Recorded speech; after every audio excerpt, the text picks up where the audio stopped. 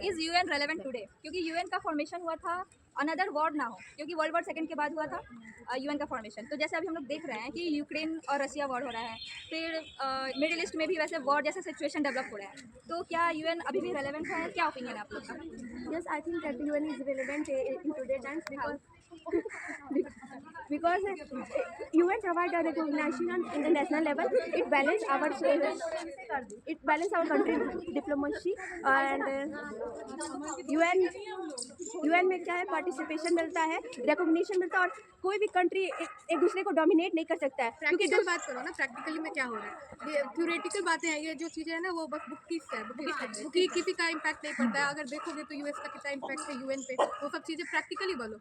Practical ये हम मान रहे हैं कि यूएन भी फॉर्मेशन उसका हेडक्वार्टर वाशिंगटन में है, उसका इन्फ्लुएंस होता है यूएस में, लेकिन ये भी मानो कि अगर वो नहीं रहता तो कंट्री को रिकॉग्निशन नहीं मिल पाता जिस लेवल उसका मेन मुद्दा वही था कि हम अनदर वॉर जैसे सिचुएशन आए, वॉर को रोकना। तो देखो इस यूएन के अभी तो यूएन वैसा काम नहीं कर रहा है, जैसे रसिया यूक्रेन का वॉर बहुत लंबे टाइम से चल रहा है, ऑलमोस्ट 3 ईयर।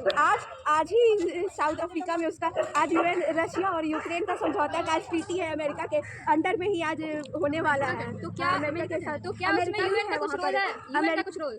हाँ बिल्कुल रोल है यूएन का, क्योंकि रशिया यूक्रेन में हुआ है यूक्रेन से और इस वजह से वो मतलब ऐसा नहीं लगता कि रशिया अगर क्या बोलते हैं वो चाहता तो कुछ ही दिन में वॉर एकदम समाप्त कर देता, यूक्रेन का नामो निशान हटा देता। वही तो हम भी बोल रहे हैं। पर वो चीज़ें आई है क्योंकि यूएन है, बट ये भी है कि 3 इयर्स से ज़्यादा हो गया कि ये चीज़ें मतलब चल रही है। रशिया इस बात पे भी नहीं एग्री हुआ है कि यूएन के प्रेशर में, वो अपने प्रेशर में, उसको लॉस हो रहा है, इकोनॉमिक लॉस बहुत ज़्यादा हो रहा है। दैट्स वाई वो भी अब सोच रहा है कि हाँ ये वॉर का एरा नहीं, जैसे कि हमारे प्राइम मिनिस्टर ने बोला है, वो पुतिन पे जाके डायरेक्ट अभी भी गए थे, ट्रम्प से मिले थे हमारे जो प्राइम मिनिस्टर है, तो उनको भी उन्होंने यही बताया कि मैंने सामने से पुतिन को बोला है कि ये वॉर का टाइम नहीं है और वॉर से कोई भी डेवलप और बेनिफिट नहीं हो सकता है, कितना भी कोशिश करें।